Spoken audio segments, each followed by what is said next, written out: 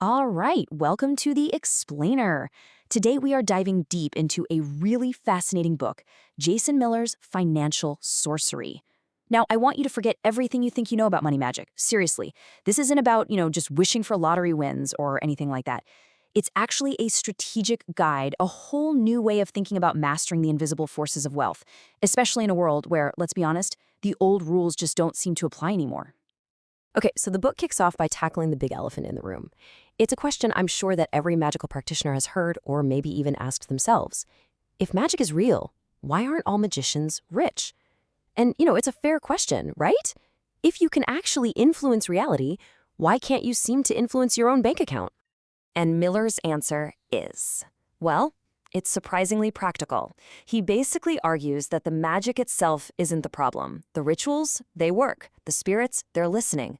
The real failure, he says, is in the strategy.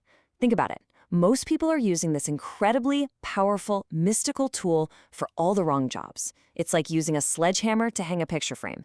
You end up just trapping yourself in this endless cycle of financial frustration. So, let's get into it. The book points out these two big money traps, these magical pitfalls that just keep people stuck. He calls them emergency magic and lotto magic. Okay, so on one side, you've got what he calls reactive magic. And this is really the magic of desperation, right? It's when you're just trying to patch the leaks in a crumbling wall while the storm is already raging outside. But on the other side, you've got strategic sorcery. And this is totally different. It's proactive. It's about being the architect of your own prosperous city, not just running around as a frantic repairman fixing things that are already broken. And this really gets to the heart of the problem. Because whether you're casting a spell to pay that overdue bill or you're trying to win the lottery, the underlying goal is exactly the same. It's avoidance. Think about it. You're either trying to ignore money until it becomes a full-blown crisis, or you're trying to get so much of it that you can just ignore it forever. And what the book makes clear is that neither of those paths, neither one, leads to true mastery. Okay, so if avoidance is the wrong path, what's the right one? Where do we go from here? Well, this is where the book offers this really powerful philosophical reframe. And it starts with a very famous and, as you'll see, often misunderstood piece of scripture. So Miller takes this famous verse and he reinterprets it. He says it's not really a condemnation of wealth at all. It's actually presenting us with a fundamental choice about our relationship with it. He argues it's not saying money is evil. What it is saying is that you have to consciously decide how you're going to engage with this incredibly powerful force. And that decision leads us down three very distinct paths.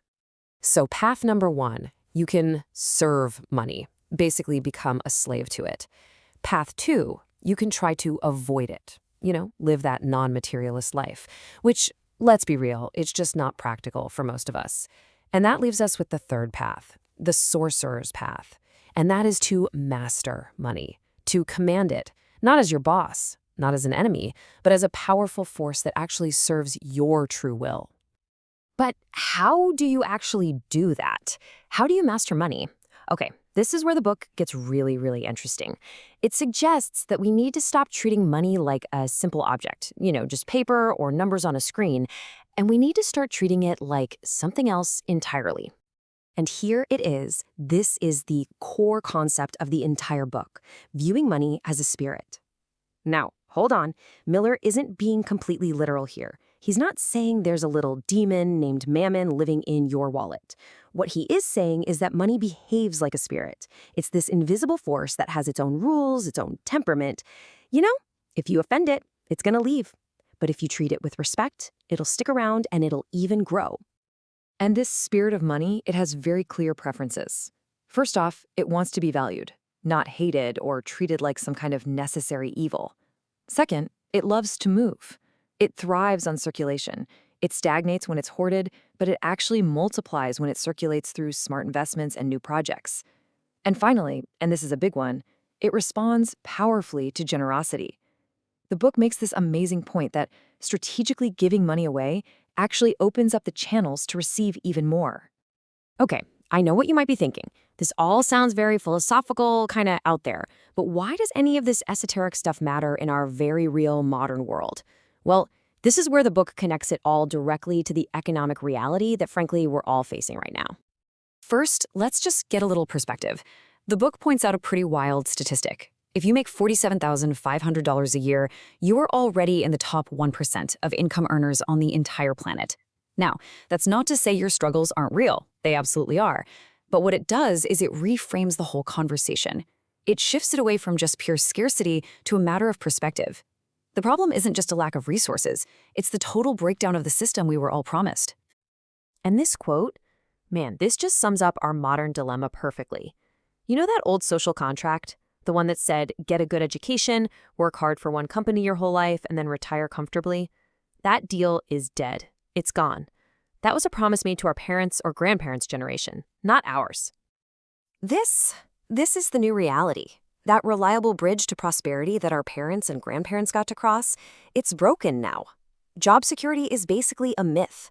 Pensions are disappearing left and right. All those old, well-trodden paths to building wealth, they're literally crumbling right beneath our feet. But here is the ultimate payoff of the book's entire argument. In this completely unstable world where the old rules just don't work anymore, who do you think is best equipped to succeed? It's the people who are already comfortable thinking outside the box. People who are used to working with unseen forces, used to crafting their own solutions and creating their own paths forward. In Miller's view, these are the people who are uniquely, perfectly prepared for this new economy.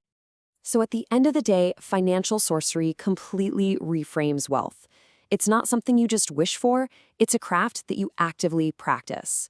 And it leaves us all with this final, really provocative thought. If you truly accept that money is a force that you can master, not just something you earn, what's your first strategic move going to be?